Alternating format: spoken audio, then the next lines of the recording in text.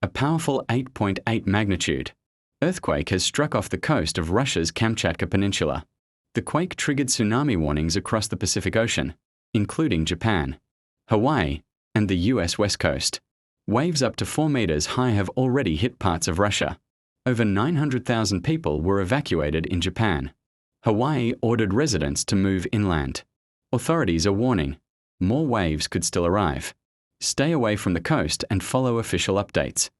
Stay safe out there.